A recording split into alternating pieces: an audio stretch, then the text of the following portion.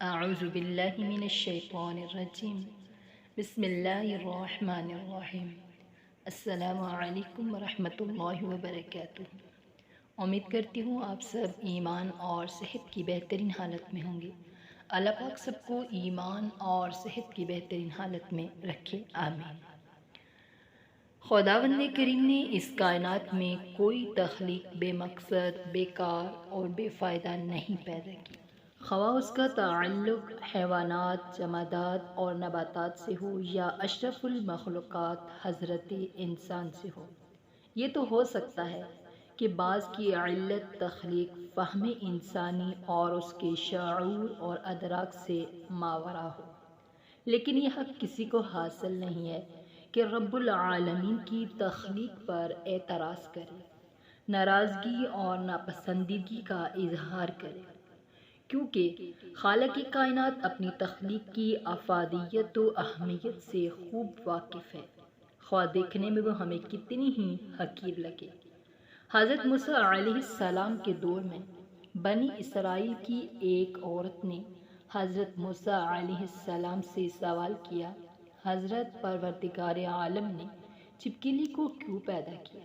یہ تو کسی کی کام کی نہیں، دیکھنے میں بھدی اور شکل صورت ایسی کہ ڈر لگے، کوئی خوبصورتی نہیں، کسی کام کی نہیں۔ حضرت موسیٰ علیہ السلام نے فرمایا، یہی سوال انسان کے بارے میں پروردگار عالم سے چھپکلی نے کیا کہ اے خداوند عالم، آپ نے انسان کو کیوں پیدا فرمایا؟ یہ ناشکرا ہے، بے صبرا ہے، لڑنے جھگڑنے والا ہے، روئے زمین پر فساد برپا کرنے والا، طمع پسند، بغض کینہ رکھنے والا، اس کی تخلیق سے کیا فائدہ؟ اس کو جواب ملا، میں اپنی تخلیق کی افادیت اور حکمت سے زیادہ واقف۔ کسی کی پیدائش ہماری خواہش اور مرضی کے مطابق ہو، یہ سوچ اور یہ خیال نادانی پر ہی نہیں، عقل اور فہم سے بھی بعید ہے۔ اس سوچ کا مظاہرہ اگر انسان کی طرف سے ہو جس کو اپنی فہم و فراست پر ناز ہے، اپنے علم اور عقل پر گھمنڈ ہے، تو تعجب ہی نہیں، افسوس بھی ہوتا ہے۔ زمانہ جہالیت سے وتیرہ چلا رہا ہے کہ انسان لڑکی کی پیدائش پر خوشی اور لڑکی کی پیدائش پر ناخوشی کا اظہار کرتا ہے۔ قرآن پاک میں اس طرز عمل پر ناراضگی کا اظہار کرتے ہوئے ارشاد فرمایا گیا، وَإِذَا بُشِّرَ أَحَدُهُم بِالْأُنثىٰ ظَلَّ وَجْهُهُ مُسْوَدًّا وَهُوَ كَظِيمٌ يَتَوَارَىٰ مِنَ الْقَوْمِ مِن سُوءِ مَا بُشِّرَ بِهِ أَيُمْسِكُهُ عَلَىٰ هُونٍ أَمْ يَدُسُّهُ فِي التُّرَابِ۔ جب ان میں سے کسی کو لڑکی کی پیدائش کی خوشخبری دی جاتی ہے تو اس کا چہرہ سیاہ ہو جاتا ہے، غصے کی وجہ سے وہ لوگوں سے چھپتا پھرتا ہے، کیا اسے ذلت کے ساتھ رکھے گا یا مٹی میں چھپا دے گا؟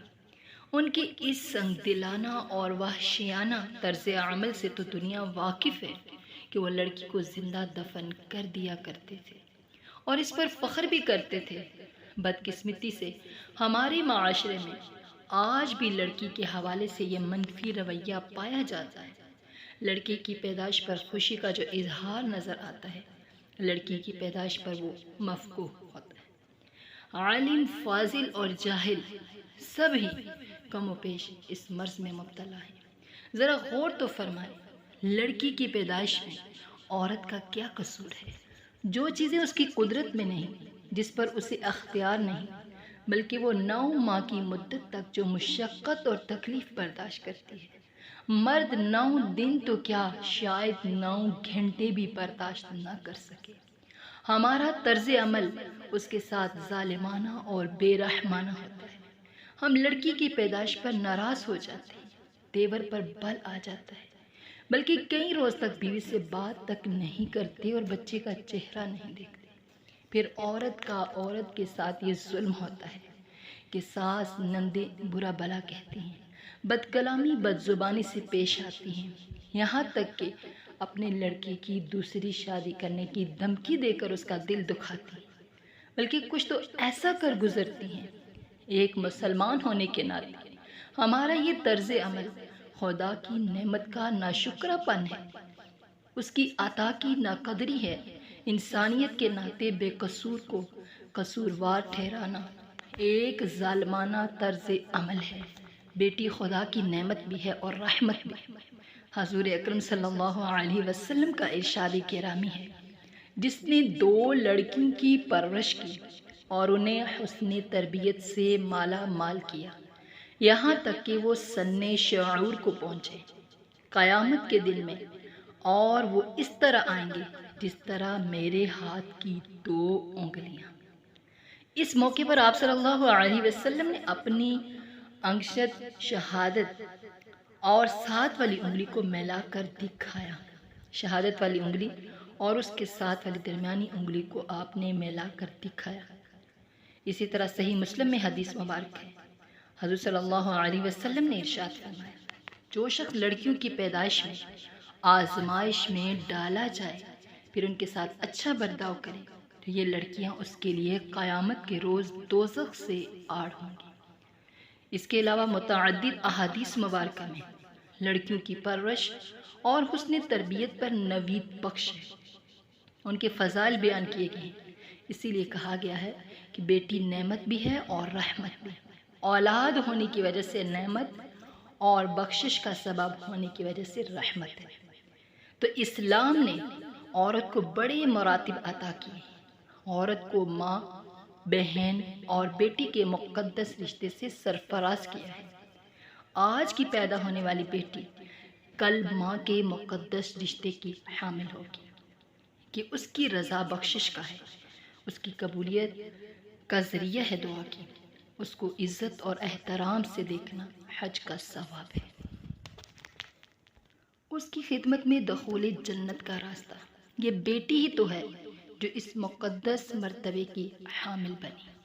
ایک بیٹی اپنے والدین کے لیے ایسا سہارا ہے جس کے نہ ہونے سے والدین بڑھاپے میں بے یار و مددگار ہو جاتے ہیں۔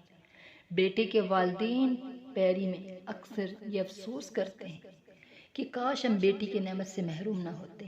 ایک بیٹی بچپن سے جوانی تک، یہاں تک کہ شادی ہونے کے باوجود قدم قدم پر والدین کا سہارا بنتی ہے۔ وہ ماں کے ساتھ گھریلو کام کاج میں ہاتھ بٹاتی ہے، چھوٹے بھائی بہنوں کی پرورش میں مدد کرتی ہے، باپ تھکا ماندہ گھر لوٹتا ہے تو اس کا خیر مقدم کرتی ہے اور اپنی بساط بھر اس کے کام آتی ہے۔ اور آج کی بیٹی تو اس سے بھی کہیں آگے والدین کے لیے مالی سہارا بنتی ہے۔ اگر گھر کی آمدنی کم ہے تو مالی طور پر بھی مدد کرنے میں پیچھے نہیں رہتی۔ وہ پڑھائی کے دوران ٹیوشن وغیرہ کر کے گھر کی آمدنی میں اضافہ کرتی ہے۔ فون پر بوجھ نہیں بنتی۔ بیٹی بوجھ نہیں ہے، بیٹی بوجھ نہیں ہے۔ اس لیے ہمیں چاہیے کہ ہم اپنی بیٹیوں کی اچھی تربیت کریں، خوب اچھے طریقے سے ان کو پڑھائیں تاکہ وہ ہمارے لیے بخشش کا ذریعہ بنے، رحمت بھی بنے اور نعمت بھی بنے، بخشش کا ذریعہ بھی بنے۔ اللہ پاک ہم سب کو اس پہ عمل کرنے کی توفیق عطا فرمائے، آمین ثم آمین۔